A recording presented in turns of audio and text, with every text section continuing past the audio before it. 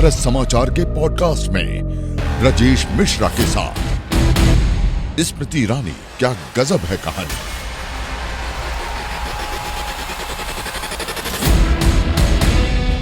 दिल्ली से दावोस तक, अमेठी से अमेरिका तक, अपनी कहानी स्मृति की जुबानी। प्रियंका गांधी और राहुल गांधी का अमेठी में आना, किशोरी लाल तो एक चेहरा थे कि गांधी परिवार लड़ता तो हारता, उनको भी पता। What's your thought about Rahul Gandhi? Akhilesh Yadav Netaji जब अभिवादन स्वीकार कीजिए ब्रजेश मिश्रा का। और आप ये खास पॉडकास्ट आपके लिए हम आज एक बहुत ही अहम जगह से लेकर आए हैं। मैं इस वक्त अमेठी में मौजूद हूँ, पूरे देश की सबसे चर्चित लोकसभा सीट। और मैं आज आपको ऐसी शख्सियत के साथ मिलवाने वाला हूँ जिन्होंने अपने जीवन में हर ऊंचाइयों को हासिल किया, हर तरह की सफलता हासिल की, असफलता की भी शिकार रही, लेकिन वो नारी सशक्तिकरण का एक ऐसा चेहरा बनकर उभरी कि आज हर कोई उनको या तो तुलसी के नाम से जानता है या स्मृति ईरानी सांसद के नाम पर लोग जानते हैं उनको।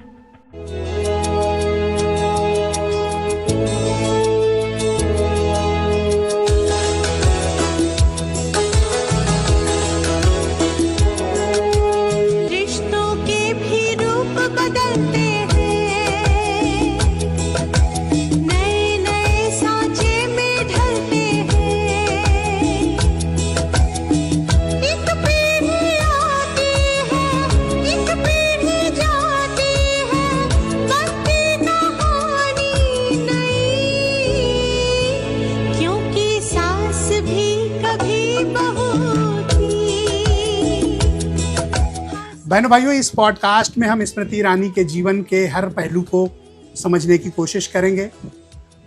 उनकी जिंदगी कहाँ से शुरू होती है और उनके जीवन के 50 साल भी अभी पूरे नहीं हुए, लेकिन उन्होंने जिस असाधारण प्रतिभा के साथ सफलताएं हासिल की हैं वो अपने आप में बेमिसाल हैं और अद्वितीय हैं। कोई उनको पसंद भी करता है और बहुत से लोग उन्हें नापसंद भी करते हैं, लेकिन आप स्मृति ईरानी को इग्नोर नहीं कर सकते। दिल्ली के एक बहुत ही सामान्य, बल्कि यूं कह लें कि गरीब परिवार की एक लड़की का सफ़र दिल्ली की हुकूमत से होते हुए, अमेठी होते हुए दावोस के उस मंच तक पहुंचा जहां तक पहुंचने का सपना शायद ही किसी भारतीय ने देखा हो। वो हर रोल में फिट हैं, एक माँ के रूप में, एक पत्नी के रूप में, एक बेटी के रूप में, एक सांसद के रूप में, एक मिनिस्टर के रूप में, और आजकल तो वो फिर से लौट आई हैं टेलीविज़न के पर्दे पर और उनके दर्शकों की संख्या है 5 करोड़।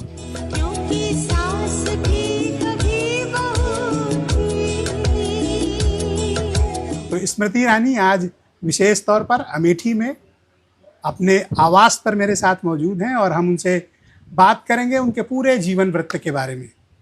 स्मृति जी, आपका बहुत शुक्रिया और धन्यवाद कि आपने हमें अमेठी में समय दिया। धन्यवाद ब्रजेश जी। अमेठी में घर क्यों बनाया? ये वो क्षेत्र है जो वर्षों से इस बात से कहीं ना कहीं अछूता था कि उस क्षेत्र के सांसद को इतनी चिंता हो क्षेत्र की कि क्षेत्र के लोगों के मध्य में रहे। आज से लगभग 11 साल पहले जब मैं क्षेत्र में आई, तब मुझे मौका दिया गया मात्र 22 दिनों का इस क्षेत्र को जानने का, लगभग 1800 चुनावी बूथों तक पहुंचने का। और एक ही बात बढ़ चढ़ कर आई आज से 11 साल पहले, एक कि हर गांव में, हर कस्बे में, हर पुरवा में जनता इस बात से व्याकुल थी कि उन्हें मदद की जब दरकार होती तो मदद के लिए कोई ना होता। हर गांव, हर कस्बे, हर पुरवा में इस बात का भी आक्रोश था कि जाएं तो किसके पास जाएं गुहार लगाने।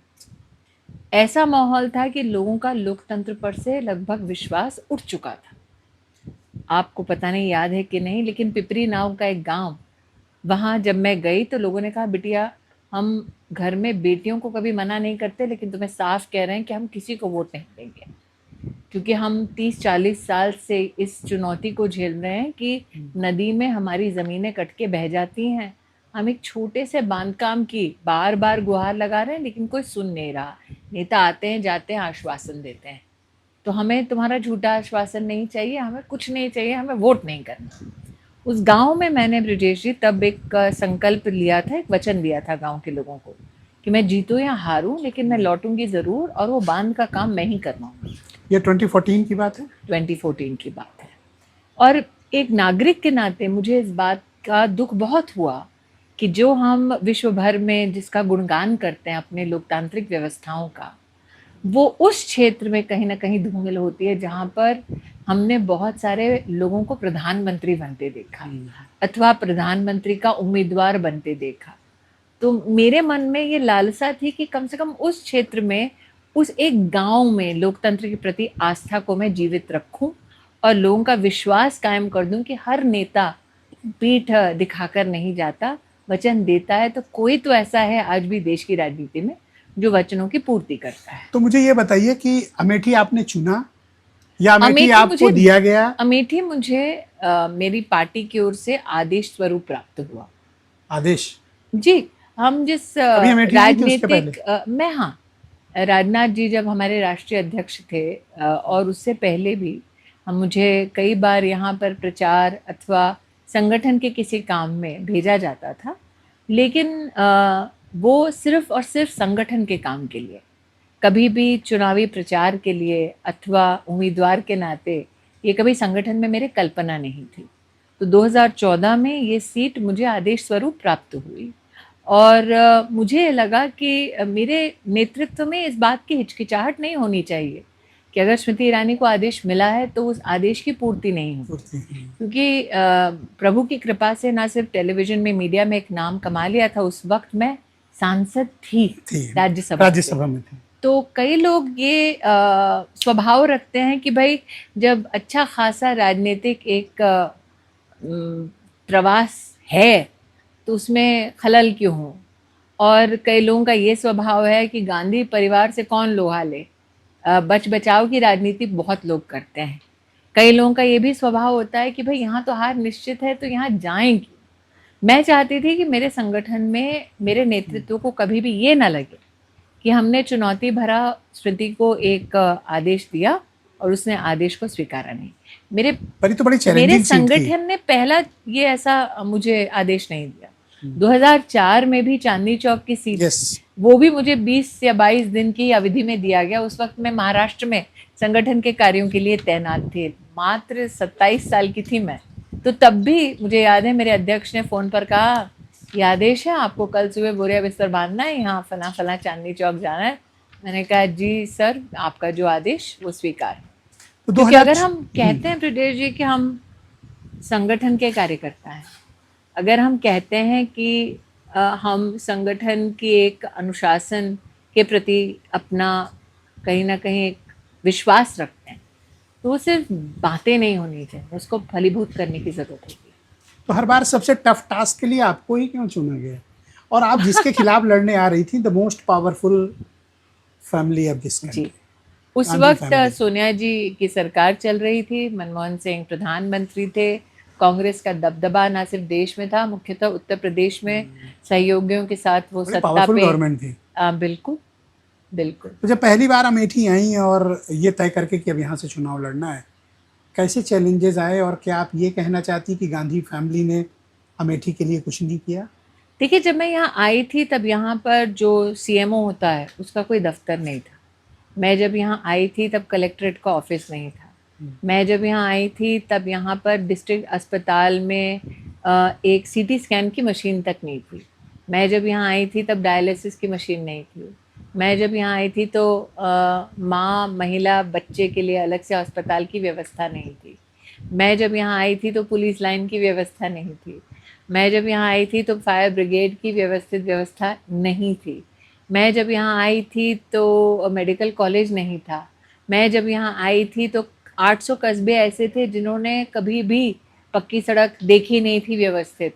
मैं जब यहाँ आई थी तो अमेठी कभी भी राष्ट्रीय राजमार्ग से जुड़ा नहीं था। मैं जब यहाँ आई थी तो स्टेशंस का उच्चीकरण नहीं हुआ था, गैप होता था ट्रेन और प्लेटफॉर्म के बीच में, लोग बच बचा के उतरते थे।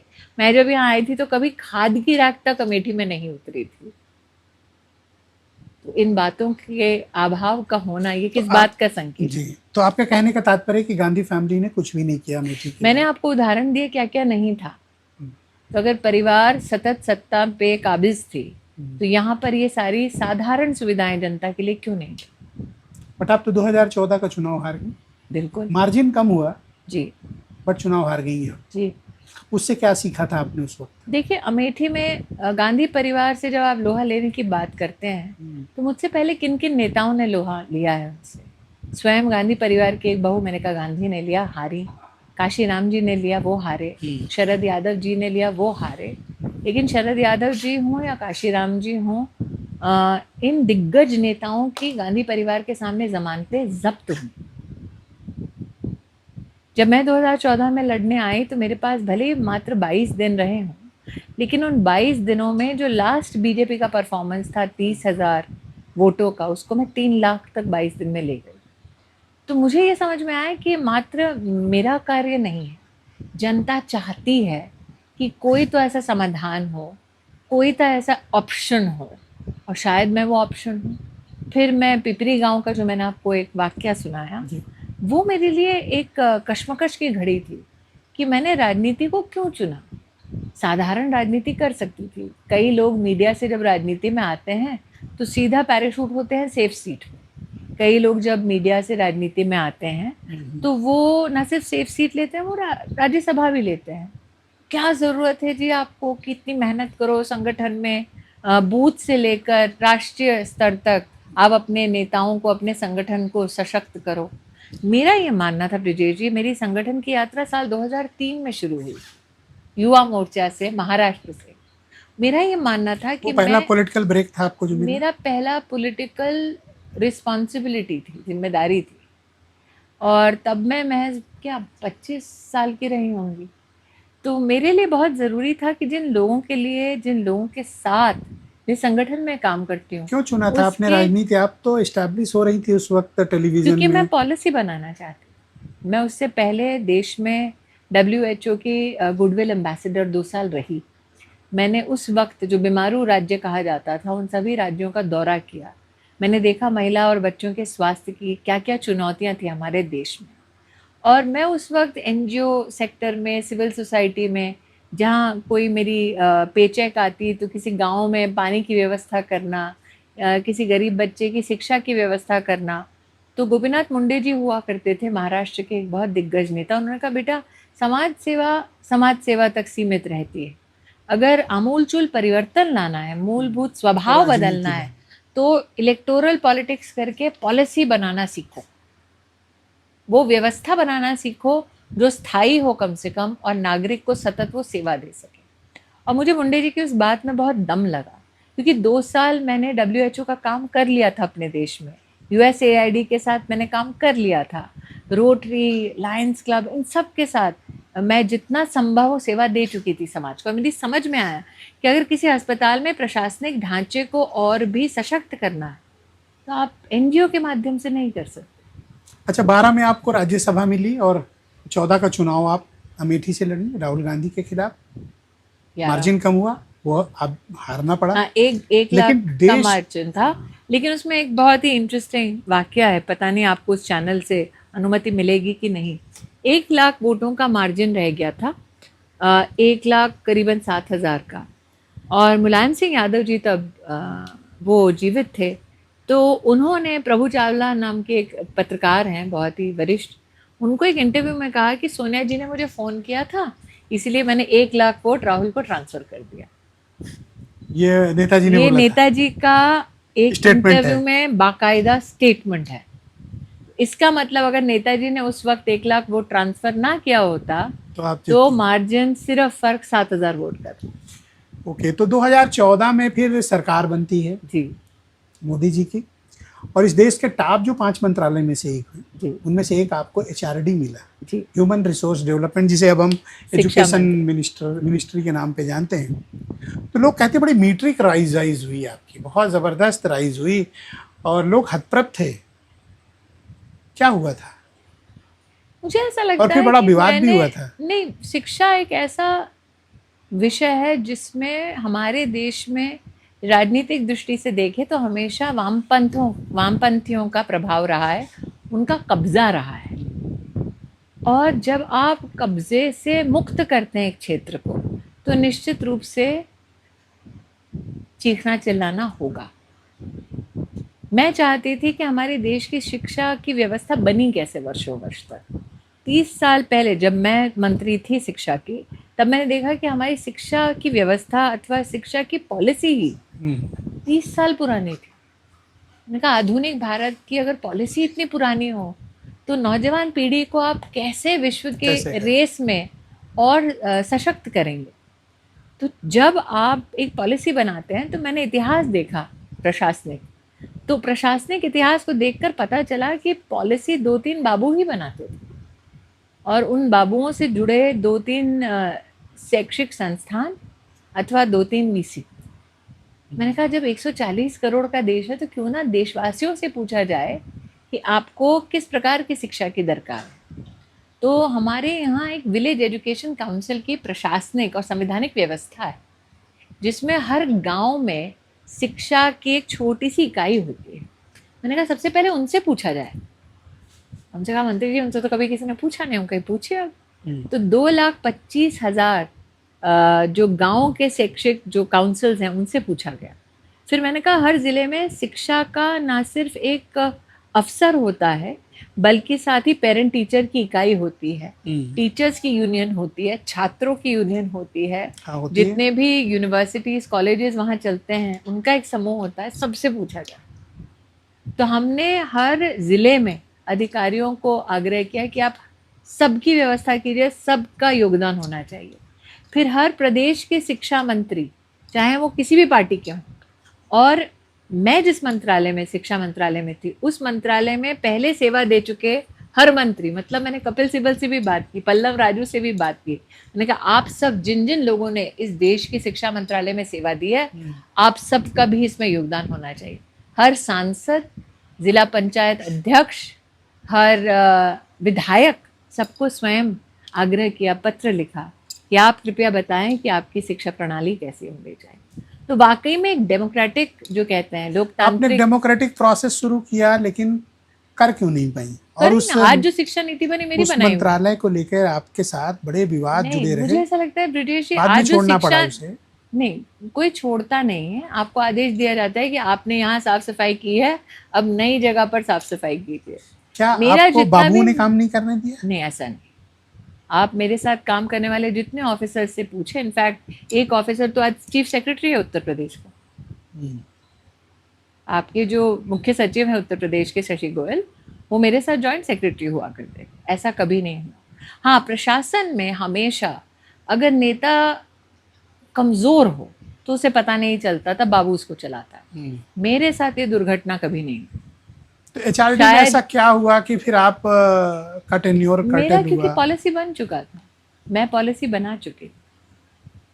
वहां पे सबसे बड़ा काम ही ये था कि शैक्षिक ढांचे को व्यवस्थित करना, तो मैं पॉलिसी बना चुकी थी। जेएनयू वालों ने बड़े आरोप लगाए कि आप उनकी व्यवस्था को परिवर्तन करना चाहती थी। ये जेएनयू और काफी कुछ बखेड़ा खड़ा हुआ। वामपंथ का गढ़ रहा है, तो आप ये अपेक्षा करेंगे कि वामपंथी मुझे गले लगाएंगे, बड़े प्रेम से मेरा सम्मान करेंगे, ये तो फिर मूर्खता होगी। कभी नहीं। वो क्यों गले लगाएंगे? क्या जेएनयू ने आपको फेल करने की कोशिश की? नहीं। एक परिपक्व नेता क्या एक यूनिवर्सिटी से फेल होता है? नहीं। आप आज भी अगर इंडिया टुडे मैगजीन का एक चित्र है उसको उठाएं, तो आपको कन्हैया कुमार मेरे सामने एक कागज लिया हुआ मिलेगा, शैला रशीद मिलेंगी। वो आए थे मंत्रालय एक हुजूम के साथ। मैं अपनी ऑफिस तक सीमित नहीं रही, मैं उतरी, मुझे सिक्योरिटी ने कहा मैम आप क्या कर रहे हो, मंत्री कभी ऐसे जुलूस में नहीं जाता। मैंने कहा नहीं, छात्र हैं, चाहे उनकी आइडियोलॉजी कोई भी रही, लेकिन अगर छात्र को अपनी सरकार से कोई काम है, तो नरेंद्र मोदी सरकार का ये स्वभाव है, सरकार चलकर उनके दरवाजे तक। आपको टारगेट किया जा रहा था? मैं विक्टिम मूड की शिकार नहीं हो रही थी। अगर अबला नारी होती तो अमेठी नहीं लड़ती। नहीं, टारगेट करने की बात है कि आपको टारगेट करके देखिए ऐसा विवादों में खींचना, वो स्वाभाविक है। वो स्वाभाविक है, जो काम करता है, जिसमें प्रशासनिक क्षमता हो, उसको विवाद में कोई भी खींचेगा। क्योंकि जो काम नहीं कर रहा वो थोड़ा अस्त व्यस्त हो जाता। अच्छा, उसी जैसे दौरान कि आप आज गौरीगंज में हैं, ठीक, तो यहाँ पर चिलबिला नाम का एक गांव है। हाँ बिल्कुल। तो चिलबिला में जब मैं सांसद थी तो गांव बारिश के मौसम में पूरा भर जाता था। हम खाली लो लाइंग एरिया तो उसको खाली करवाते थे, और जब तक पानी पूरा सूखता नहीं तो वहाँ पर लोगों के भोजन की व्यवस्था, ठीक। अब मैं सांसद नहीं हूँ, वो गांव भरा हुआ था, कोई गया नहीं वहाँ। आपने हेडलाइन सुनी कहीं? लोकल छपा यहाँ होगा। हाँ, ना, लोकल भी नहीं छपा कोई छपता नहीं। ना, क्योंकि मुझे पत्रकार क्या बोले किशोरी दीदी लाल के खिलाफ लोग मुझे खबरें कहा नहीं लिखते हैं क्या दीदी मीडिया वाले? दीदी कोई सुनेगा नहीं पढ़ेगा नहीं तो लिख के क्या करे। जैसे कालीकंद धाम के आप जाएंगे तो अंडर पास है, तो मैं जब थी सांसद तो कभी भरता नहीं था। तुरंत प्रशासन, देखिए 19 लाख की आबादी का जनपद है, 100 प्रशासनिक अधिकारी हैं, उसमें सांसद का काम है छोटी छोटी गली मोहल्ले में कोई दिक्कत हो तो आप तुरंत प्रशासन को बताओ ताकि वो रिएक्ट करे। तो ये अंडरपास अभी 20 दिन भरा था, कहीं आया ये है? मानने में आपको कोई दिक्कत है कि किशोरी लाल एक असफल सांसद हैं? मैं किसी पर कोई टिप्पणी इसलिए इस वक्त नहीं कर रही हूँ क्योंकि जनता ने एक व्यक्ति को जिम्मेदारी दी है, वो 5 वर्ष में कैसे अपनी जिम्मेदारी का निर्वहन करते हैं। मैं ब्लॉक तो क्या हर गांव तक पहुंची और गांव में जाके नाली तक साफ कराने का मैंने काम किया।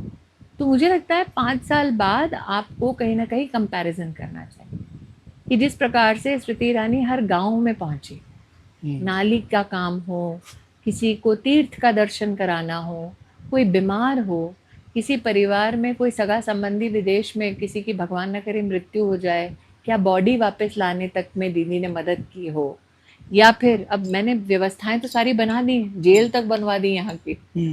तो अब व्यवस्थाओं में तो आप कोई व्यवस्थाओं में तो आप किसी के साथ कंपटीशन कर नहीं सकते। किसके लिए बनवाई मैडम? ये तो प्रशासनिक जेल है, तो जुडिशरी देखेगा कौन जाएगा अंदर।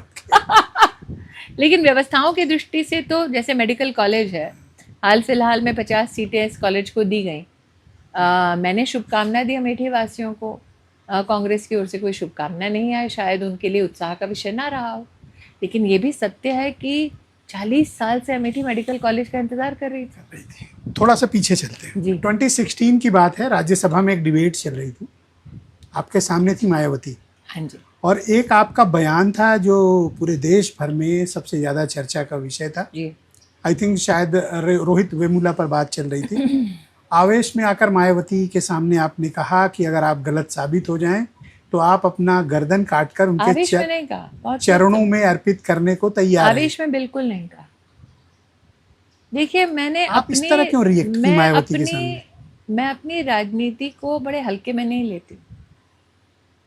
मैंने अगर कहा कि मैं 11 साल पहले जिस क्षेत्र में आई जहाँ पर गरीब एक माँ, बूढ़ी माँ ज़मीन से दाना उठा रही थी, तो मैं बहुत हल्के में अपने मंत्रालयों को भी नहीं लिए। मैंने बोला आपसे कि 30 साल किसी ने इस देश में शिक्षा नीति बनाई नहीं थी, मंत्री तो कई रहे होंगे, तो क्यों मुझे ये कष्ट हुआ कि मेरे देश में शिक्षा नीति नहीं बनी। मैं देश की टेक्सटाइल मंत्री रही, पीपीई किट का जो पूरा साम्राज्य आज देश में है वो बनाने वाली मंत्री हूँ। थोड़ा सा इसी स्टेटमेंट को आप एलोबरेट करें जो आपने राज्यसभा में क्यों बोला था? क्योंकि मुझे इस बात का दुख था। मैं पूर्ण श्रद्धा और निष्ठा के साथ अपना काम करती हूँ। मैं ये काम अपने वंश को आगे बढ़ाने, अपना साम्राज्य स्थापित करने के लिए नहीं करती हूँ। क्योंकि अगर आज आपने मेरे परिचय में कहा 5 करोड़ लोग स्मृति ईरानी को देखते हैं, देखते हैं। उतनी तो जनसंख्या मेरे जनपद की नहीं है, या जहाँ चांदनी चौक से लड़ी वहाँ की नहीं है, लेकिन लोग देखते हैं ना। तो नेता क्यों बनना चाहता है नेता? मायावती ने कहा आपको इसलिए हर्ट हुआ? नहीं, किसी ने भी कहा होता तो हर्ट होता।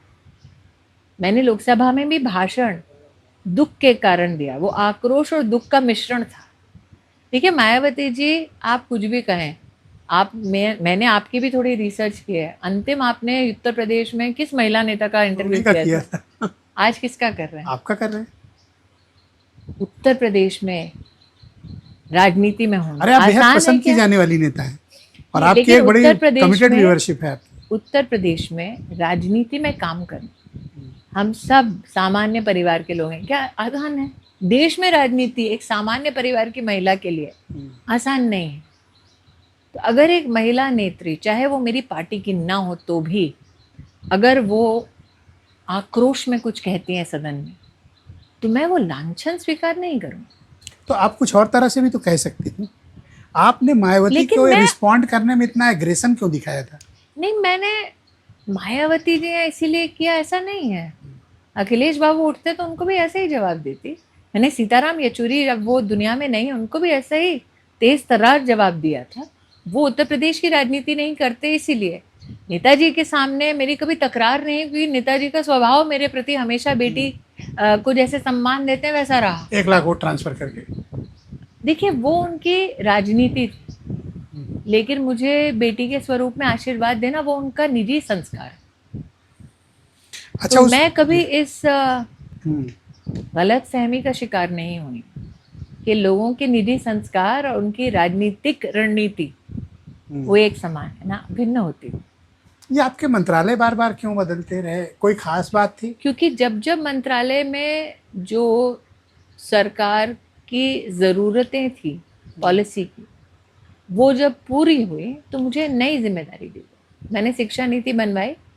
आज वही मंत्रालय उस शिक्षा नीति को धरातल पर ले जाने का भरसक प्रयास कर रहा है, लेकिन नीति बनाने वालों में से तो मैं ही हूँ। फिर मैं टेक्सटाइल में गई।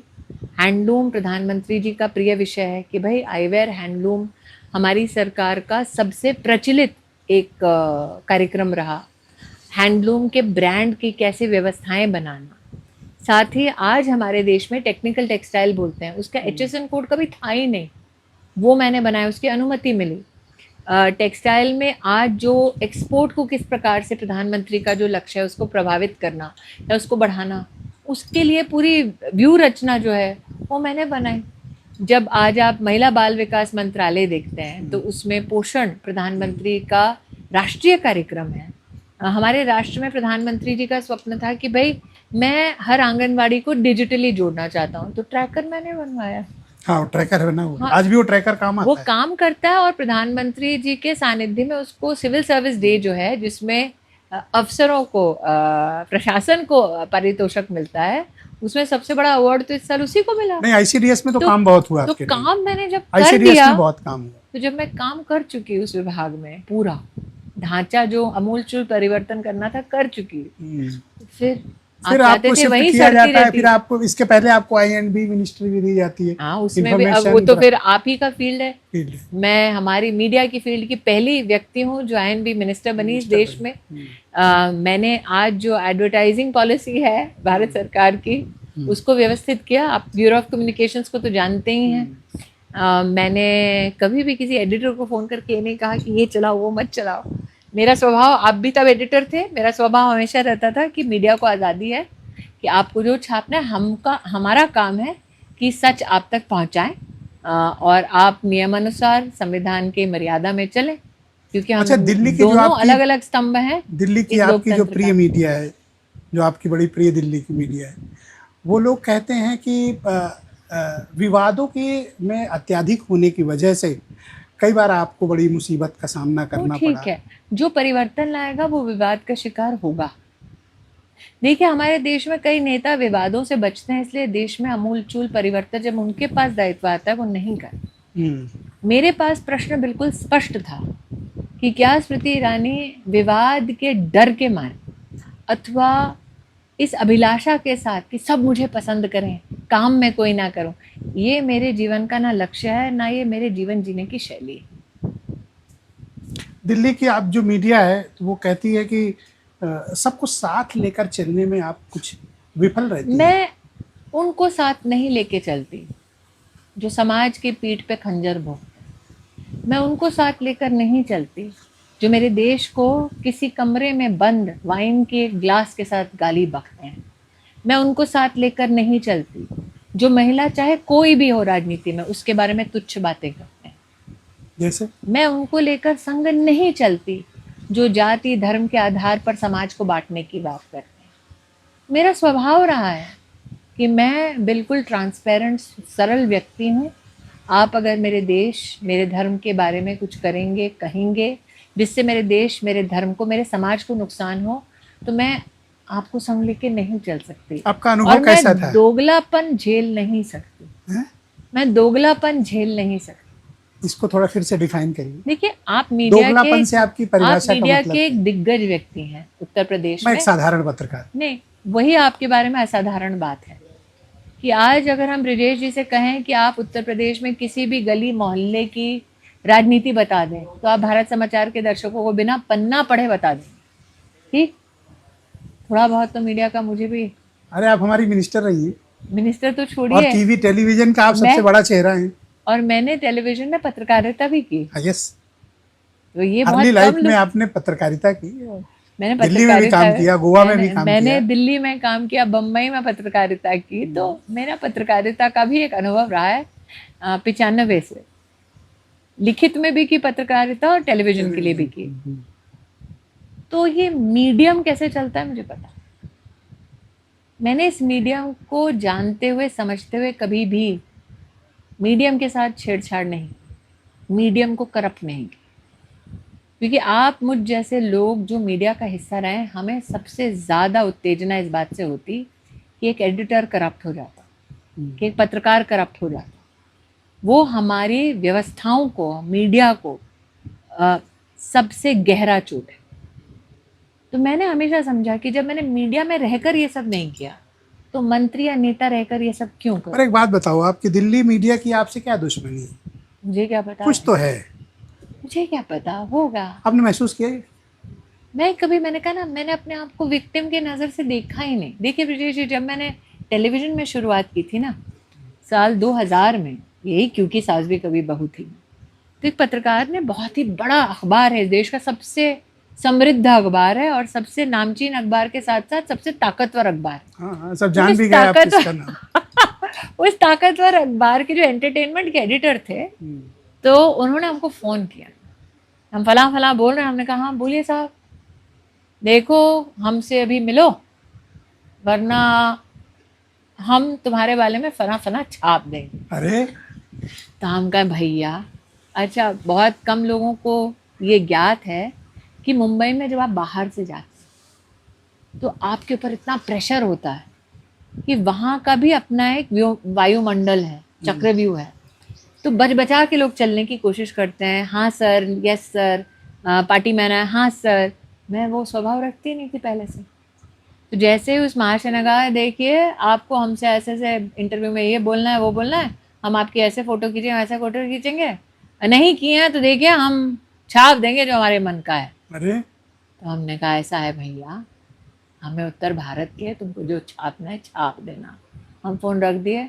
हम जब तक सास भी कभी बहू थी में थे, तब तक हम उनको एक इंटरव्यू नहीं।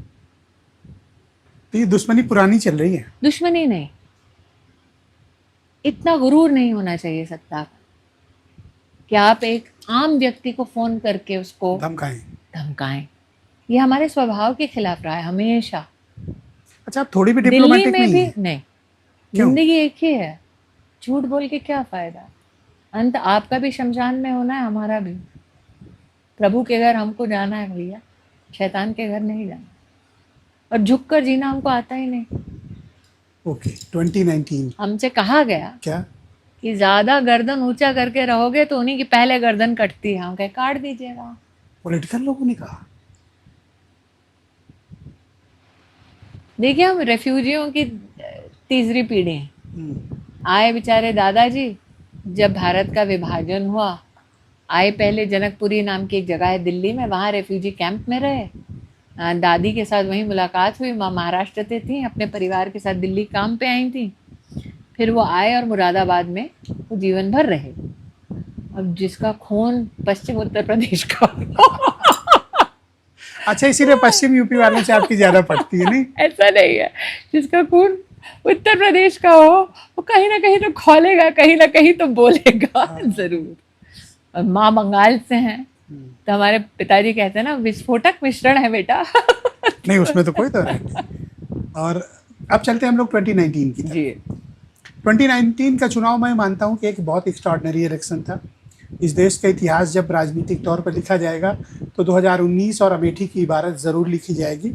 और उस वक्त टेलीविजन स्क्रीन देखकर हर कोई भौचक था, सदमे में था, आपके चाहने वाले भी और आपके दुश्मन भी, सभी कोई, साथ के लोग भी, खिलाफ के लोग भी। जब टेलीविजन में एक ब्रेकिंग न्यूज चलती है कि राहुल गांधी अमेठी से हार गए, आपको भी विश्वास नहीं रहा होगा? नहीं, किसने कहा? आपको पूरा पता था। हमने काउंटिंग में गए, हम तो शाम को गए। आपने तो मेरा चित्र शाम को 5:30 बजे देखा होगा। वो भी ऐसे गए, हम कहे डीएम से साहब हो गया क्या? उन्होंने कहा नहीं अभी रिकाउंटिंग हो रहा है इधर उधर। हम कहे ठीक है बता दीजिएगा। कहाँ बता देंगे। 12 बजे तक तो हम यहीं गौरीगंज में बैठे हुए। कैसे वो हुआ? राहुल गांधी को हराने का मतलब समझती है? हाँ समझता है, हम ही तो किए हैं। आपसे ज्यादा कौन समझे? हम ही तो किए। देखिए ब्रिजेश जी, मैं 2014 का चुनाव हारी, 2004 का चुनाव हारी, 2-3 बार सांसद रही हूँ। हार जीत से इतना मैं ना विचलित होती हूँ ना इतना प्रसन्न होती हूँ। लक्ष्य की पूर्ति से प्रसन्न होती हूँ। मेरा थोड़ा फंडा अलग है। 2019 की जीत उस में वक्त तो सर्टिफिकेट भी लेने नहीं गई थी। जो टीम कार्यकर्ताओं की थी, हमने कहा भाई तुम्हारा अधिकार है, हम चले घर, ईरानी साहब और बच्चे इंतजार कर रहे हैं, तुम लोग लो सर्टिफिकेट, तुम सबकी मेहनत का नसीब है। पार्टी के भीतर इसको किस तरह से लिया गया, मैंने इस बैठ के- मैसिव विक्ट्री को? मैंने इसका विश्लेषण कभी नहीं किया। देखिए मैंने अपने आप को कभी भी भूतपूर्व पार्टी की किसी मेंबर या नेता के रूप में प्रस्तुत ही नहीं किया। क्यों? आज क्योंकि मुझे दरकार नहीं पड़ी। मेरी पार्टी में एक है नेता, इसका नाम है नरेंद्र मोदी, तो मैं अपना डंका बजा के क्या करूंगी? ये आपका बढ़ता हुआ कद, राहुल गांधी को हरा लेना, ये एक बहुत ही असाधारण सफलता थी। जी है, आज भी रहेगी कि राहुल गांधी अगर किसी से हारे हैं तो आपसे हारे हैं। तो पार्टी में इसके भीतर भी कोई चर्चा हुई? नहीं, मैंने पार्टी में कभी जाकर किसी से नहीं कहा मेरी पीठ पर थपथपाओ, मैंने इतिहास रचा है। हम सब कार्यकर्ता, देखिए हम वो मूल कार्यकर्ता हैं जो तब से संगठन में है जब संगठन सत्ता में नहीं थी। हमने सत्ता वाली संगठन देखी नहीं थी। हम सबका ये एक विश्वास, एक हमारा उद्देश्य कि सत्ता की कुर्सी पर एक सेवक विद्यमान हो, जो अब हो चुका है। तो मैंने तो कभी ये देखा ही नहीं कि मैंने क्या खिताब जीत लिया या मैंने क्या इतिहास रच डाला। वो हमारी पार्टी की ट्रेनिंग में स्वभाव ही नहीं होता कार्यकर्ता। वो हमारी पार्टी की जो एक अनुशासन बोलिए या फ्रेमवर्क बोलिए, उसमें कार्यकर्ता को कभी ये स्वभाव रखने की ट्रेनिंग ही नहीं। अच्छा, वो कारण मुझे बताइए कि राहुल गांधी लेकिन क्यों हारे आपसे? राजनेताओं में ये स्वभाव होता है। आजकल की जो राजनीति है उसमें अपना ट्विटर ट्रेंड कराना या फेसबुकिया बनना, लोग अब उसको राजनीति मानते हैं। फेसबुक के साथ साथ यूट्यूब के कई छुट्टन घूमेंगे नया नया चैनल बनाते हुए, उसमें वाहवाही हो जाए भले ही। बहुत लोग होते हैं चुनाव में आएंगे, सिर्फ चुनाव तक दिखेंगे, चिल्लाएंगे, तब नजर नहीं। हाँ वो आएंगे, वो सभी राजनेताओं को पता होता है। सभी राजनेताओं को पता होता है कि भाई व्यवस्था कैसे करनी है। किसी भी पार्टी में आप पूछ लीजिए, आपको व्यवस्था के लोग मिलेंगे कि भाई टेंट कैसे लगाना है, भीड़ कैसे आनी है, नेताजी की वाह कैसे। मैं वैसी थी नहीं, मुझे समझ आता है। सिंहावलोकन नाम का एक शब्द है हिंदी में। इसी जब एक जर्नी तक पहुंचता तो पलट के ज़रूर देखता है कि क्या बीता, क्या बात गई, आगे कैसे निकलना है। कई बार मुझे कहते हैं दीदी अगर आपने ऐसा किया होता, बढ़ चढ़ के बोला होता, हम फिर हम दीदी नहीं और होते। कितना बढ़ चढ़ के बोलती है जितना बोल रही हम बोले नहीं ना, क्योंकि हमारा स्वभाव नहीं था। और अगर हम बोलते तो हम नेता हो जाते, दीदी नहीं होते थे। अच्छा, 2019 हम के तो यहाँ विजय जुलूस भी नहीं निकाले। हाँ, वो तो नहीं निकाला था आपने कहीं नहीं। और आपका सर्टिफिकेट भी कोई और गया था लेने। हम नहीं फैले। तो आपके क्या 2 सबक लिए आपने 2019 से, राहुल के हारने से? और क्या राहुल गांधी को एक असफल सांसद मानती हैं? देखिए उस वक्त अमेठी ने एक ऐसे व्यक्ति को हराया जो एक निष्क्रिय सांसद था, लेकिन इसी अमेठी ने 2024 में रिजल्ट दिया जो सबसे सक्रिय सांसद था। तो वाई मुझे नहीं पता, पता भी होगा तो भारत समाचार पे उसका विश्लेषण करना अनुशासनहीनता होगी। लेकिन मुझे ये लगता है कि कम से कम अमेठी ने ये तो नहीं कहा दीदी ने काम नहीं, उससे मुझे ज़्यादा चोट पहुँचती। आज देश भर में चर्चा ये है कि ये एक सांसद है जिसने गली गली गांव गांव जाके काम किया। कुछ लोगों ने विश्लेषण किया, बहुत प्रसिद्ध दिल्ली के ही पत्रकार हैं जिन्होंने एक पॉडकास्ट में ही इसकी चर्चा की, कुछ ज़्यादा ही काम कर दिए हैं। तो हमने उनको बाकायदा फ़ोन किया, तो पंडित जी समझे कि हम मतलब झगड़ा करने के लिए फ़ोन, हम हंस रहे थे फ़ोन पे। हमने कहा आज असल में सब डरते हैं आपसे कि फोन आया है तो जरूर झगड़ा कर दिए। नहीं, तो हमने उनको फ़ोन करके धन्यवाद दिया। हमने कहा आज आपने हमको सर्टिफिकेट दिया अच्छे काम का। कहा नहीं, हमारा मतलब आपका उपहास उड़ाना नहीं था। मैंने कहा नहीं, आपने एक राजनीतिक हकीकत पूरे राष्ट्र के सम्मुख प्रस्तुत कर दी। भाई गांधी परिवार की फेस वैल्यू, प्रियंका गांधी और राहुल गांधी का अमेठी में आना, किशोरी लाल तो एक चेहरा थे, लेकिन दोनों लड़े नहीं। आप भी इतनी राजनीति तो जानते हैं ब्रिजेश जी कि अगर दोनों के जीतने की संभावना होती तो दोनों में से एक लड़ता। किसी ने चांस नहीं लिया मेरे सामने। जब उनके सहायक जीत सकते हैं तो उन्हें लड़ने की क्या तो जरूरत? उनको ये लाइन चली। नहीं, मुझे ऐसा लगता है आपने उनको सहायक कहा ना, मैंने तो नहीं कहा। तो ये चिंता का विषय उनके लिए है कि वो क्यों स्वीकार नहीं थे अमेठी को। मेरे लिए चिंता का विषय नहीं है। हो सकता है रणनीति रही हो रणनीति आपको ये घेरने रही, की। रणनीति ये रही हो कि उनमें इतनी काबिलियत नहीं थी कि मुझे घेर लें। हो सकता है क्या? आपको डाउट था कि कोई आएगा गांधी फैमिली से आपके सामने लड़ने, मैं बिल्कुल, या आप, मुझे वैसे आप अश्योर दिखती थी कि नहीं आए? मैं बिल्कुल अश्योर्ड थी कि गांधी परिवार लड़ता तो हारता, उनको भी पता था, इसलिए तो नहीं आए। हाउ इट इज पॉसिबल कि किशोरी लाल लड़ेंगे, जीत लेंगे, और गांधी वही तो कहा, फैमिली। झूठ मैं बोल नहीं सकती, सच भी बोल नहीं सकती। लेकिन इतना जरूर है कि गांधी परिवार में अगर वाकई में इस बात का विश्वास होता कि वो मेरे सामने जीत सकते हैं तो वो लड़ने जरूर आते। कौन नहीं चाहेगा बदला लेना? नहीं आए ना। तो अगर वो नहीं जीते, उनका कोई कार्यकर्ता जीत गया, तो चिंता उनको होनी चाहिए कि अमेठी को उनका कार्यकर्ता स्वीकार था, वो नहीं। अच्छा, मैं देखता हूँ कि आपके टाइम के इनिशिएट किए गए कार्य, अब किशोरी लाल जी उसके फीते उते काटते हैं, अब तो पीड़ा होती होगी आपको, होती होगी, ऐसा नहीं। जनता, अब आपको पता है, जनता को पता है, काम दीदी का फीता वो काट रहे हैं, तो इससे बढ़िया बात क्या होगी? मन में दुख तो आता होगा, जैसे आज मुझे आप बता रही कि वहाँ पानी भरा है, वहाँ ये नहीं है, वो नहीं। उनको होना चाहिए, दुख तो होता होगा। नहीं, उनको लज्जा होनी चाहिए। मुझे क्या दिक्कत? मैंने तो काम होना चाहिए इसलिए काम किया। रिंग रोड बनाया, आज जिन जिन सड़कों से वो गुजर रहे हैं वो मेरी बनाई हुई, जहाँ जहाँ जा रहे हैं वो मेरा बनाया। मुझे इस बात का संतोष है, अमेठी को पता है, उससे ज़्यादा और क्या चाहूँगी। तो जब फीता भी काटते हैं जिस काम को मैंने किया है, तो लोग ही कहते हैं भैया ये तो दीदी का किया था। ओके, थोड़ा आगे चलते हैं। इन दिनों मैं देख रहा हूँ कि आपका जो स्टेटमेंट है राहुल गांधी के बारे में, उसमें बदलाव आया है। क्या बदलाव? अब आप राहुल गांधी को एक सिंसियर लीडर बताती हैं, कहाँ? एक अच्छा रणनीतिकार बताती किसने बोला हैं, आपको? और ये किसने नहीं, एक बोला स्टेटमेंट आपको? आपका है, मैं लेकर आया बिल्कुल हूँ। नहीं। आज मैं उस रिपोर्टर की अच्छा, पोल क्या राय खोल रखती दूं? हैं? हाँ, आप बताइए। नहीं, मैं उस रिपोर्टर की पोल खोल दूं? हाँ हाँ, अरे कहना चाहिए आपने। हाँ बिल्कुल, क्योंकि दिल्ली के उसमें ये रिपोर्टर से आप काफी खिंचाए हुए हैं, तो आपको बता दूं, तो ये महाशय हैं। तो उन्होंने कहा श्रुति ईरानी जी आपको मैं पॉडकास्ट के लिए बुला रहा हूँ। मैंने कहा हाँ जी भाई साहब, तो आपका क्या मायने, आप क्या बोलना चाहती हैं, ब्ला ब्ला ब्ला। तो मेरा जो स्वभाव है, मैंने जो सत्य था वो कहा। उन्होंने एक और चैनल को फ़ोन किया, का पता है मेरे इस पॉडकास्ट में श्रुति ईरानी ने क्या कहा है। मैं दोनों चैनल्स का नाम इसलिए नहीं बता रही हूँ कि एक चैनल गांधी परिवार के ही बड़े करीबी व्यक्ति का वो चैनल है, तो उन्होंने उनको फ़ोन किया। उनकी धर्मपत्नी जो है वो हमारे एक नेता की बहन है, फ़र्क इतना है। तो उन्होंने उनको फ़ोन किया। अच्छा, वो कोट क्या था? मैं कोट सुन के पढ़ रहा था, राहुल गांधी की राजनीति बदल रही है, अब वो बाल सुलभ नहीं बल्कि सोच समझकर किए गए टैक्टिक्स थे। मैं वही कह रही हूँ, वही पत्रकार हैं जिन्होंने अगस्त 2024 सुनिए ना, तो उन्होंने क्लिप काट दी मेरी, निकाली और कहा स्मृति ईरानी ने राहुल गांधी की प्रशंसा कर दी, तू ये चला दे। चल पड़ा। फिर मैंने फ़ोन किया, मैंने हमने कहा प्रशंसा की? कहते ये आपका जिसने पॉडकास्ट किया उसने फ़ोन किया हमको। चलिए, आपको धमाकेदार खुलासा चाहिए था, बता देते हैं। इसीलिए कहती हूँ कि दिल्ली के उस पत्रकार को आज के इस खुलासे के बाद में पसंद नहीं। ये दिल्ली से आप कभी किसी पत्रकार से अपेक्षा करते हैं? नहीं, क्यों मिसकोट क्यों किसी को करना है?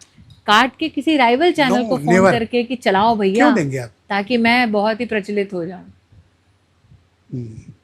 अच्छा, तो अब चलिए उस बात को छोड़ते हैं। अभी आप क्या राय रखती है राहुल गांधी के बारे में, अब बदली हुई राजनीतिक क्या मुझे परिस्थितियों में? राय रखने का आदेश है? What's your thought about Rahul वही गांधी? तो कहा, एक संगठन के कार्यकर्ता के नाते क्या मेरे पास राय रखने का आदेश है? मैं एक व्यवस्था का हिस्सा हूं। तो अगर अमेठी भी आदेश स्वरूप आई तो क्या विपक्ष के नेता के बारे में खिलाफ या कोई भी आप वाक्य कह लें, मुझे क्या अधिकार है? मैं एक नागरिक के नाते बोल सकती हूँ, क्योंकि मेरे संगठन में सबको व्यवस्था के अनुरूप जिम्मेदारी दी। तो मैं एक स्वतंत्र नागरिक तो हूँ नहीं। जब राजनीतिक टिप्पणी करूंगी तो ये माना जाएगा बीजेपी वालों ने टिप्पणी की। तो वैसे क्या- पहले तो बहुत बोलती थी, मैं तो तब तो लेके मेरे आया। पास अधिकार था अभी ना। तो अब आप कुछ बोलती ही नहीं मेरे राहुल पास गांधी के अधिकार था बारे ना। में। वो यहाँ से लड़ रहे थे, मैं भी यहाँ से लड़ रही थी। मैं यहाँ से सांसद थी, वो पूर्व सांसद थे। क्यों इतना बदल गई हैं आप? हाँ, जैसी थी वैसे ही हूँ। पहले तो बोलती थी राहुल के आज खिलाफ। भी बोलती हूँ। क्या आप SIR को लेके इतना उन्होंने वोट हाँ, चोरी के मैंने मुद्दे को बोला है, उठाया? मैंने बोला है इस मुद्दे पे, मैंने साफ बोला है कि अगर घुसपैठी हमारे वोटर लिस्ट में आते हैं तो ये हर राजनेता का दायित्व है कि उस इलीगल इमिग्रेंट को, उस घुसपैठी को अपने वोटर लिस्ट से आप हटवाएं। इलेक्शन कमीशन से हम सबको गुहार लगानी चाहिए, क्योंकि जब कोई घुसपैठी आता है तो किसके मताधिकार पर कब्जा करता है, वो किसके रिसोर्सेज पे कब्जा करता है, भारत के नागरिक के अधिकारों पर कब्जा करता है। तो हम क्यों किसी घुसपैठी के पक्ष में वोटर लिस्ट बनाना चाहेंगे? ये मैंने स्पष्ट रूप से क्या कहा आप ये कहना चाहती हैं कि राहुल गांधी घुसपैठियों को संरक्षण दे रहे हैं? मैंने SIR पे आपने मेरी राय मांगी, Yes. मैंने आपको दे दी। तो उनको स्पष्ट करना चाहिए कि अगर अवैध रूप से लोगों का नाम वोटर लिस्ट में जोड़ा जा रहा है तो क्या उन लोगों का नाम वोटर लिस्ट से कटना नहीं चाहिए? मैंने तो ये बोला है। और वोट चोरी? क्या जनता के सम्मुख आप ये विषय लेकर जब जाते हैं तो आपका टारगेट कौन है? आपके पास एक भी प्रमाण नहीं है। आप इलेक्शन कमीशन की बार बार धज्जियां उड़ाते हैं। हमारे देश में लोकतांत्रिक व्यवस्था को चलाने वाली एक संस्थान, उस पर से जनता का विश्वास उठ जाए, उनकी स्ट्रैटेजी तो यही है विपक्ष की। जहाँ तक वोट चोरी की बात है, आप अमेठी में पत्रकार जो पुराने, उनसे पूछे ना अमेठी में कैसे बूथ लूटती थी कांग्रेस। आप तो इतने जाने माने पत्रकार हैं, आपको तो अमेठी का चप्पा चप्पा पता है। काशीराम जैसे दिग्गज नेता कैसे आ रहे? वोट चोरी का मुद्दा बीजेपी को नुकसान पहुंचा रहा है? मुझे नहीं लगता। मुझे लगता है कि बीजेपी ने इलेक्शन कमीशन के प्रति एक सम्मान का स्वभाव रखा है। मुझे लगता है बीजेपी बिहार में मुद्दों के आधार पर अपना चुनाव लड़ेगी। जिस प्रकार से नरेंद्र भाई ने और नीतीश कुमार जी ने वर्तमान में महिलाओं को सशक्त करने का एक नया आयाम छेड़ा है, वो भी हर घर में महिला को प्रभावित करेगी। और आज विकास के दृष्टिकोण से नरेंद्र मोदी छोड़कर देश की जनता को और किसी पे विश्वास नहीं है।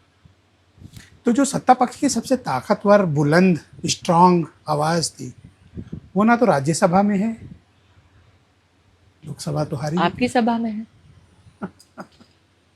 क्यों नहीं है? मेरी पार्टी का नेतृत्व निर्णय लेगा कब जाऊंगी, कहाँ लोग बड़ा जाऊंगी, मिस करते कैसे हैं जाऊंगी। आपको, देखिए जब मैं खास 14 तौर में पर जब बड़ी बड़ी बहसें होती है ना, तो लोग देखिए जब मैं आपको याद 14 करते में हैं बनी थी मंत्री, कि तब अगर वो होती तब तो। लोग कहते थे क्यों बनाया, अब लोग कह रहे हैं क्यों नहीं बनाया।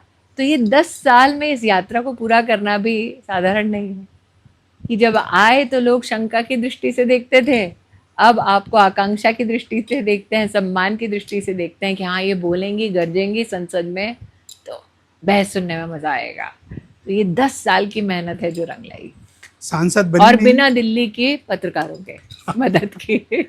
जो आपका प्री मीडिया। नहीं ऐसा नहीं है, सब खराब नहीं है, कुछ आदी हो गए थे। आपसे बड़ा प्रेम भाव रखते हैं सब। मुझे कोई फर्क नहीं पड़ता। अच्छा, देखिए मैं स्मृति ईरानी तब भी थी जब मैं चुनाव नहीं लड़ी, स्मृति ईरानी तब भी थी जब मैं संसद में नहीं थी। मेरा व्यक्तित्व किसी की कलम की मोहताज नहीं। और किसी के संरक्षण का भी मोहताज नहीं, नहीं, किसी की कृपा का भी मोहताज नहीं। बिल्कुल नहीं, क्योंकि अगर नेता ही कृपा ढूंढता रहे तो जनता कहाँ जाएगी। और आपको कृपा से कोई पद नहीं चाहिए? मैंने कृपा से कभी कोई पद पाया नहीं, मेहनत से पाया। जब नरेंद्र भाई इसी अमेठी में गौरीगंज में आए थे तो उन्होंने कहा कि कि मैंने स्मृति को अमेठी में इस स्वभाव से देखा है जैसे मैंने गुजरात में आणंद में देखा। आणंद में बीजेपी जीतती नहीं थी, तो मुझे जब वहाँ दायित्व दिया गया तो वहाँ भी मैं हर गांव जाती थी। परिणाम स्वरूप 14 का चुनाव हम वहाँ से जीते थे। मेरा स्वभाव ही ऐसा रहा है कि जमीन से उठ के काम कर। अर्श और फर्श। अच्छा, 2000 अब इस राज्यसभा में आप है नहीं, लोकसभा में है नहीं, मंत्री आप बनी नहीं, फिर भी ब्रिजेश मिश्रा बैठे हैं ना यहाँ पे, और वो भी जमीन पे। जमीन। तो फिर ये क्या बतलाता है?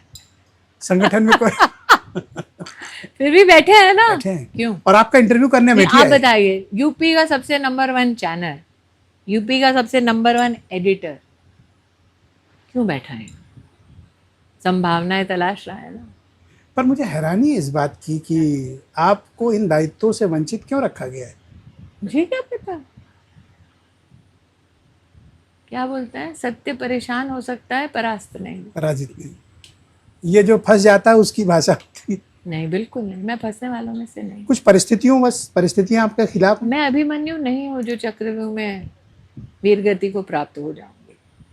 द्वार टूटेगा, टूट चुका। कब खुशखबरी मिलेगी?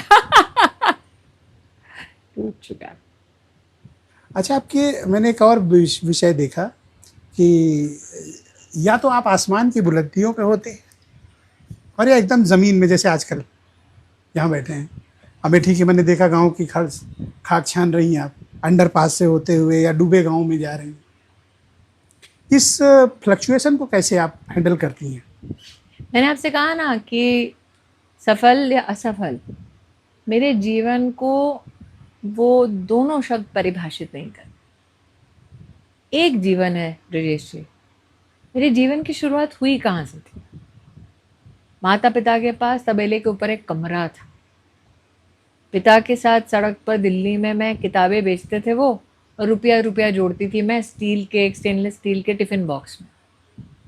मैं वहाँ से लेकर राष्ट्रपति भवन तक पहुंची, देश की मंत्री बनी। तो अर्श क्या फर्श क्या, मैंने दोनों देखे। इसीलिए दोनों से ना तो मैं अपने मार्ग से विचलित होती हूँ, दोनों से ना तो बहुत ही उत्साहित होती हूँ, दोनों से ना तो बहुत निराश। बर्दाश्त करने की क्षमता बढ़ी आपकी? बर्दाश्त क्या किया मैंने? मुझे किसने बर्दाश्त किया, ये सवाल। मैं चाहती थी कि जहां मेरे पुरखों ने खून पसीना बहाया, विशेष इस प्रदेश में, वहां मेरे पुरखे भी नाज करें कि घर की बेटी ने काम कर दिखाया गांव गांव जाके। देखिए, हम क्योंकि उस ज़मीन से जुड़े हैं, तो कहीं ना कहीं मैं सोचती हमेशा कि आज मेरा दादा होता तो क्या कहता। मैं अपने परिवार की घर से बाहर काम करने वाली पहली महिला हूँ, पहली लड़की हूँ। वो देखते तो कहते हाँ लड़ी तो। अच्छा, कोई मुझे बता रहा था कि जहाँ आपके पिताजी किताबें बेचते थे, आपने उसी इलाके में मकान बनवाया, उसी सड़क के सामने। हम उनको बोले थे जब 7 साल इमोशनल मोमेंट है।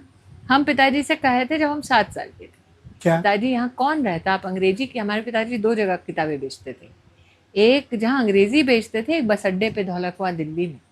तो हम कहे बस अड्डे पे आप अंग्रेजी नहीं बेच रहे, हिंदी क्यों? तो उन्होंने हमसे कहा यहाँ से मजदूर जाता है बस में बैठ, स्टेट की बस होती है, तो हिंदी में पढ़ता है, तो वो सेकेंड हैंड किताबें बेचते थे, किताबें सस्ती बिके। और जहाँ अंग्रेजी बोलने वाले लोग थे, हम कहा ये कौन लोग? उन्होंने कहा दिल्ली के सबसे नामचीन लोग यहाँ रहते। तो हमको आज भी याद है कि वो एक टाइम मैगजीन बहुत विश्वविख्यात है, उसकी हम सेकंड हैंड कॉपी बिकती थी, वो बहुत बिकती थी दिल्ली में। हाँ, तो हम कहे पिताजी, हम कहे ये इतना। आप भी बैठती थी बहन? हाँ, तो हम स्कूल के बाद बैठते, तो हमने कहा ये कहते हैं ये दुनिया की सबसे ताकतवर मैगजीन टाइम। आप मानेंगे ब्रिजेश जी, वो मैगजीन की टीम के साथ मैं 30 अक्टूबर को न्यूयॉर्क में कार्यक्रम कर। क्या बात है, व्हाट एन अचीवमेंट। तो हमने अपने पिताजी से कहा कि क्या ऐसा होगा, हमारा एक दिन यहाँ घर होगा। हमारे पिताजी कुछ बोले नहीं, चुप रहे। तो मैंने जो अपना पहला मकान बनाया, उसी सड़क पे जहाँ मेरे पिता किताबें बेचते थे उसके सामने बनाया, और परिवार में मैं किसी को नहीं लेकर गई। सबसे पहले मैंने अपने पिता को बुलाया, मैंने कहा आपको कुछ दिखाना चाहता है, हमने कुछ लिया है। अच्छा, बताया नहीं था? नहीं, हमारे परिवार से हमने कहा कि हमें किसी को कुछ नहीं बोलना है, हमको पहले पिताजी को बुलाना है। और हमारे पिताजी बहुत पुराने ख्याल के हैं, आज भी जैसे गांव में बेटी के घर का पानी नहीं पीते 7 गांव छोड़कर भी, हमारे पिता का वही स्वभाव है। आज तक हमारे घर में पानी तक नहीं पिए, ब्याह के बाद आए भी कर 5-10 बार से ज्यादा नहीं। वो खड़े होके ब्रिजेश जी उस घर में रोए, 75 साल के वो रोए। हमने कहा आपका बेटा नहीं, आपको ताना ये मारते थे लोग, हमने वादा किया था, आज हमने वादा पूरा किया। Proud father. मैं वहां से आई हूँ। आपको क्या लगता है मुझे अर्श और फर्श ये वाला सारी डायलॉग सीट पड़ी है? तो ताना कोई कुछ भी मारे राजनीति में, मैंने अपने माता पिता को 150 रुपए में गुजारा करते देखा। इसीलिए फर्क नहीं पड़ता। नहीं, क्योंकि प्रभु की असीम कृपा है। आज आप मेरे घर में बैठे हैं गाँव में। मैं उस उत्तर प्रदेश से हूँ जहाँ पर मेरे दादा के गांव का एक एक पार्ट बिक गया था जब उनका देहांत हो गया। मेरी दादी जब विधवा हो गई अपने बच्चों के साथ छोटे छोटे, उनका कुछ नहीं बचा। आज उसी उत्तर प्रदेश में मैंने अमेठी में गांधी खानदान को हराया और एक घर बनाया। ये मेरे लिए क्या सौभाग्य की बात नहीं? बहुत बड़ा सौभाग्य। मेरी दादी बेचारी बच्चों के साथ बेघर हो गई थी जब पति का देहांत हुआ। आज उसी प्रदेश में मैंने घर बनाया।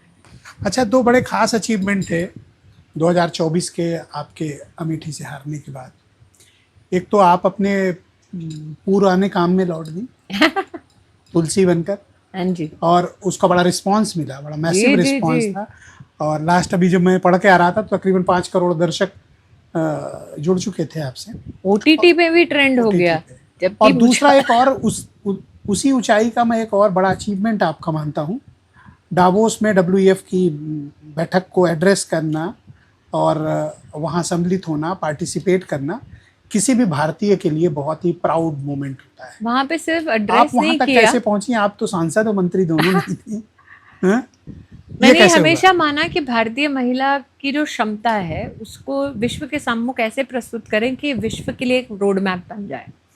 तो वर्ल्ड इकोनॉमिक फोरम में साल 2015 में ही मुझे यंग ग्लोबल लीडर घोषित कर दिया गया था, लेकिन वो बात मैंने भारत में किसी को नहीं बताई, मैं चर्चा में लाई नहीं। ये मेरा सौभाग्य है कि इंडस्ट्री हो या एकेडेमिया, वहाँ पर विश्व भर के सबसे जो मजबूत एकेडमिक और प्रशासनिक और इंडस्ट्री के लीडर्स हैं वो आते हैं। उनके सम्मुख मैंने काम ऐसा किया कि मैं न सिर्फ वहाँ बोलने गई बल्कि आज वहाँ पर एक अलायंस चलता है महिलाओं का, उसकी मैं मुखिया हूँ। मुखिया चेयर, उसकी चेयरपर्सन है आप जी। और ये बिना सांसद हुए, बिना मंत्री हुए भी कर सकती हूँ। हाँ, ये कैसे संभव हुआ? आप अगर लक्ष्य बांध दें अपने लिए तो असंभव भी संभव होता है, और उसके लिए आपको सिर्फ और सिर्फ एक ज्योग्राफी का मोहताज होने की जरूरत नहीं।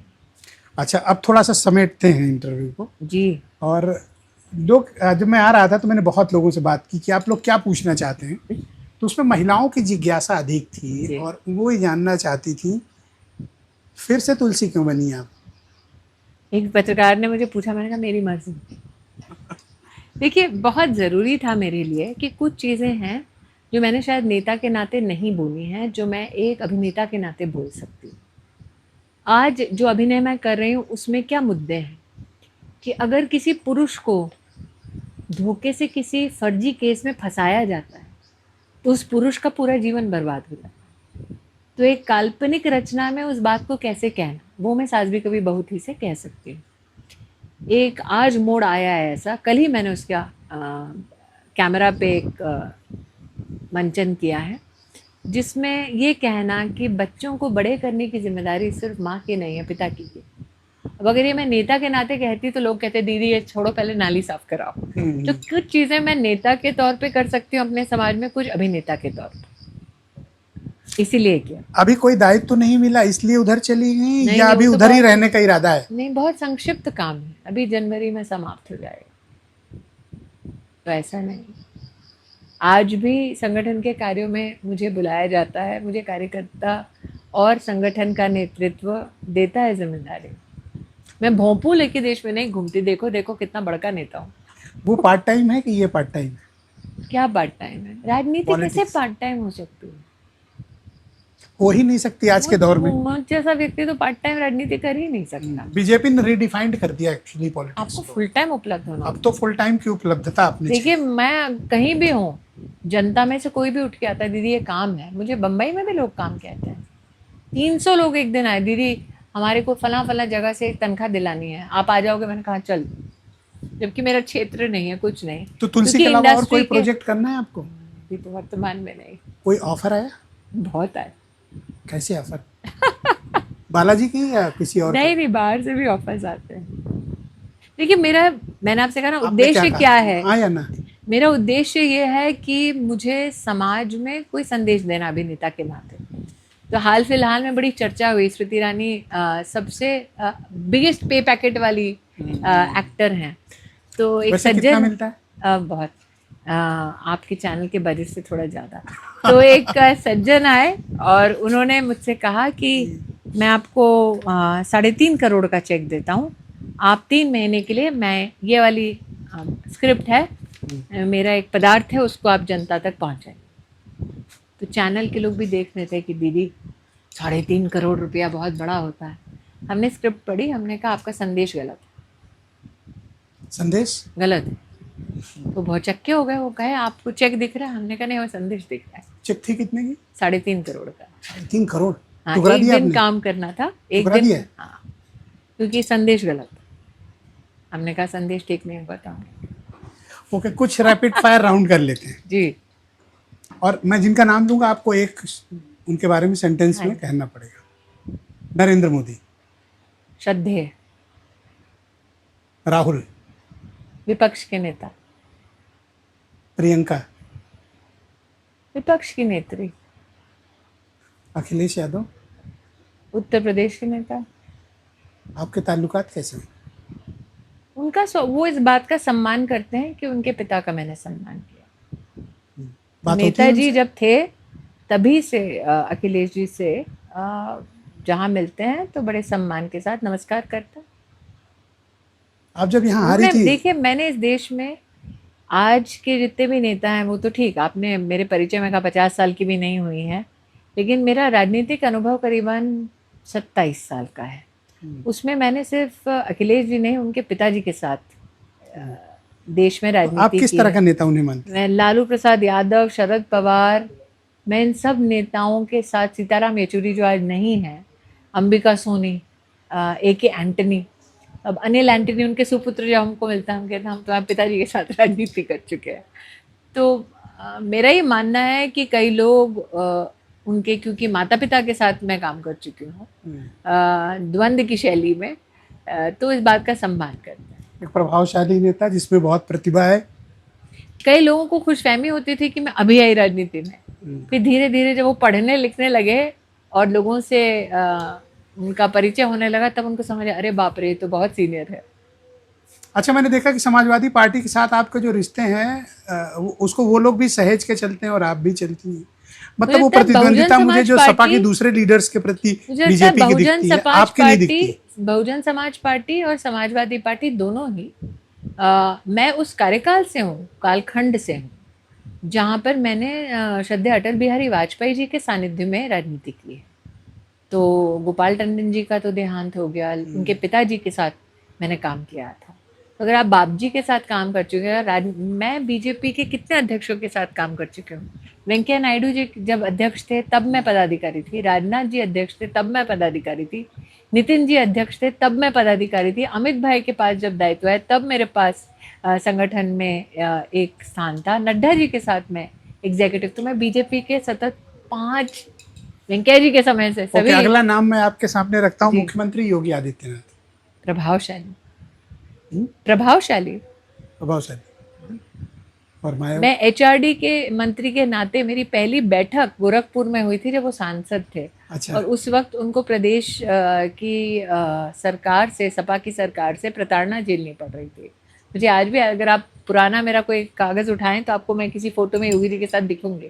तो हम कहे थे उनसे, मैंने कहा हमारे गोरखपुर जो प्रशासनिक चुनौतियाँ हैं, देखिए हम कैसे आपका सहयोग कर सकते हैं। एक सांसद के रूप में आपके साथ उनका सहयोग कैसा रहा अमेठी में? रहा। अच्छा रहा। मैंने जितनी भी प्रदेश सरकार और केंद्र सरकार से गुहार लगाई, वो सारे काम हुए। सबसे पहले तो पिपरी गांव का काम, जब वो सरकार में आए, मुझे 3 साल अखिलेश जी की सरकार में उनकी भी शायद मदद ये की है थोड़ी कि बहुत चुनौती रही होगी कि राहुल के कहने पे कैसे नहीं हुआ, स्मृति ईरानी के कहने पे कर दूंगा तो गड़बड़ हो जाएगी। तो अखिलेश जी ने अपमान नहीं किया मेरा कभी, लेकिन वो काम नहीं हुआ था। लेकिन योगी जी के बनने के बाद सबसे पहले पिपरी गांव का काम हुआ था। नाउ बहन जी मायावती, मैंने उनको वर्षों से देखा नहीं। मैं लास्ट उनसे मुखातिब हुई थी राज्यसभा में। मिलने की इच्छा है? मुझे लगता है राजनीति अभी इतनी भी कठोर नहीं होनी चाहिए कि, और चूंकि मैंने वो दशक देखे हैं राजनीति के, कि लक्ष्य आपका राष्ट्र अगर है, तो मैं अपने प्रधानमंत्री को देखती हूँ, वो हर नेता से, हर पार्टी के नेता से, हर पार्टी के अधिकारियों से, हर पार्टी के कार्यकर्ताओं से मिलते हैं, सांसदों से। तो मैं क्यों परहेज करूँ? ओके, अब मैं आपको एक ऐसा अवसर आप देना थोड़े अचंभित हैं। नहीं, मैं अचंभित नहीं हूँ। आज के इंटरव्यू से आप थोड़े अचंभित हैं। हाँ, अचंभित। आपने बड़ी महत्वपूर्ण बातें कही हैं। जब आप सुनेंगी तो आप स्वयं एहसास करेंगे कि ये साक्षात्कार बाकी साक्षात्कारों के मुकाबले कुछ अलग ही होगा। अब मैं आपसे ये अनुरोध करता हूँ कि कैमरा आपके सामने है, आप स्वयं हैं, इस देश की महिलाओं को, इस देश की लड़कियों को, बच्चियों को, इस देश को स्मृति ईरानी क्या पैगाम देना चाहती हैं? मैं उनसे तो क्या कहना चाहती हैं आप? मैं जानती हूँ भारत समाचार का प्रभाव उत्तर प्रदेश में कितना है। आपके माध्यम से मैं उत्तर प्रदेश के नागरिकों को एक ही निवेदन करना चाहती हूँ। प्रगति के पथ पर चल पड़ा है प्रदेश। जाति धर्म के आधार पर मनमुटाव ना हो समाज में। ये सिर्फ बेटियों के लिए संदेश नहीं है। बेटियों का वाकई में संरक्षण करना चाहते हैं, नौजवान को वाकई में सशक्त करना चाहते हैं, तो हम सबका एक ही लक्ष्य होना चाहिए कि मतभेद हो सकते हैं, वो मतभेद भी कानून की मर्यादा में हो, मनभेद ना हो। उत्तर प्रदेश में असीम, मुझे लगता है, संभावनाएं। उन संभावनाओं को अभी तक हमने पूरी तरह से फलीभूत होते देखा नहीं। इस प्रदेश में कई इन्वेस्टमेंट्स आ सकते हैं, समन्वय अगर अच्छा हो। देखिए, आज अमेठी में AK-203 की राइफल की फैक्ट्री बनी है, उससे भारतीय सेना को राइफल्स जाते हैं। आज अमेठी में एशिया का सबसे बड़ा कोका कोला का प्लांट लगा। 30 फैक्ट्रियां मैं बनवा पाई 1900 करोड़ की लागत से। 20,000 लोगों को नौकरी दे पाई सिर्फ 5 साल के कार्यकाल में।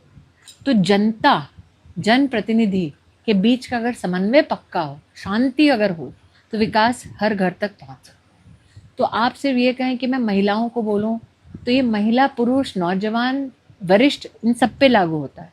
मेरी तो बस यही अपील है उत्तर प्रदेश से। अंतिम सवाल, अमेठी रहना है, रहने रही हूँ, लड़ना है?